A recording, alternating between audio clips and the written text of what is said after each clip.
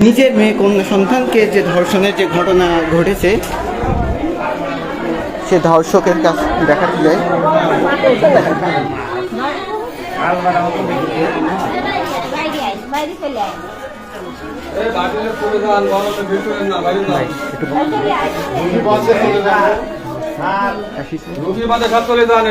আমরা এই ধর্ষকের অবশ্যই দৃষ্টান্তমূলক শাস্তি। আর এই ধর্ষকে বাংলাদেশে দেখেন এখন অলিগলিতে ধর্ষণ বেড়েই চলেছে। আর এই ধর্ষকের আমরা দৃষ্টান্তমূলক শাস্তি এবং ফাঁসি চাই। এই জানো, এই কন্যা সন্তান একটি বাবার কাছেও দেখেন নিরাপত্তা না, তাহলে বাইরে আমরা কন্যা সন্তান কিভাবে লেখাপড়া বা পথে বাইরে করে দিব?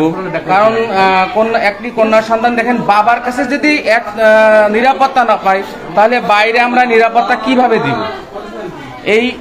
এটুকুই বলবো যে আমরা এই ধর্ষকের দৃষ্টান্তমূলক শাস্তি এবং ফাঁসি চাই। এই যে দেখতে পাচ্ছেন, হ্যাঁ, নাম কি জানি? ফারুক।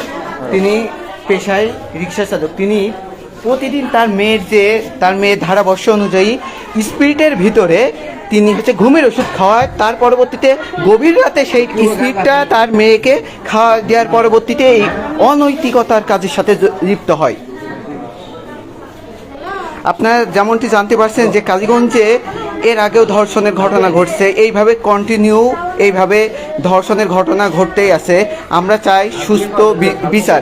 আপনারা ইতিপূর্বে দেখছেন যে তাবাসসুম হত্যা মামলার যে 4 বছর অতিবাহিত হয়ে গেলেও সেই আসামির এখনো কোনো প্রকার সাজা প্রাপ্ত হয়নি। সেই অনুযায়ী আগামী কালকে দেখা গিয়েছে যে 12 বাজারে হাইওয়েতে যে মানববন্ধনের সৃষ্টি হয়েছে, তার 24 ঘন্টা পূর্তি না পূর্তি আবারও একটা ধর্ষণের ঘটনা ঘটেছেন।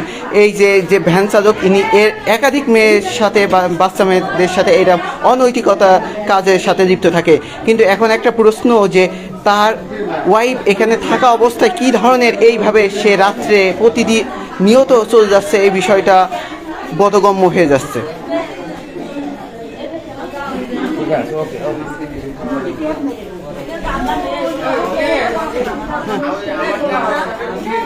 দর্শক, আপনারা যেমনটি দেখতে পাচ্ছেন যে ঝিনাইদহ কালীগঞ্জে মহিলা কলেজের পিছনে এই শিশু ধর্ষণের ঘটনা ঘটেছে। তার ওয়াইফ